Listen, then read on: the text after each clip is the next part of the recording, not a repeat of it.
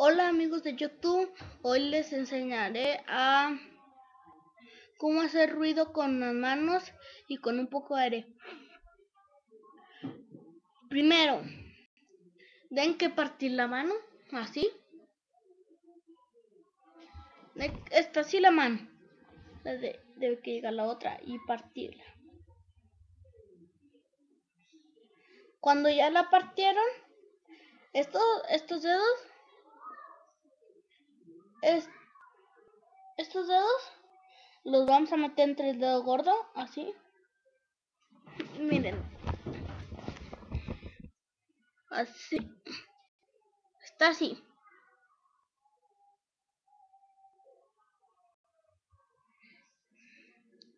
Y estos dedos, y estos dedos los vamos a meter aquí entre el dedo gordo. Y estos que sobraron, vamos a ponerlos aquí atrás. Y vamos a dejar un espacio así.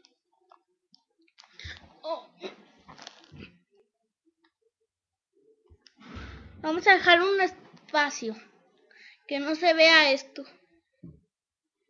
Cuando ya estén, vamos a dejar un espacio que no se vea esto, ya dije. Y cuando ya, o pueden hacerlo así todo derecho para que salga más rápido. Se le ponen y entre estos dos, esto, el huesito, cuando tengan así,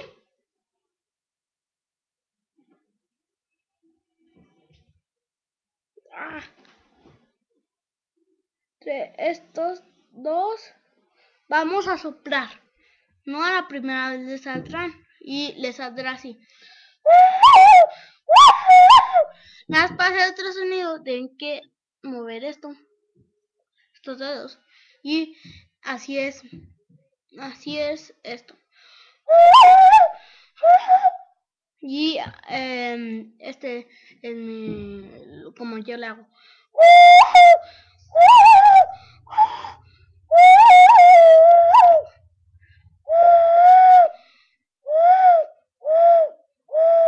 El del búho, le inventé, no sé si ustedes se lo sepan, pero le puse el búho.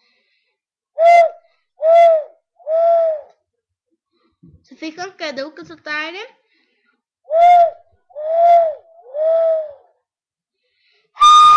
Esto también.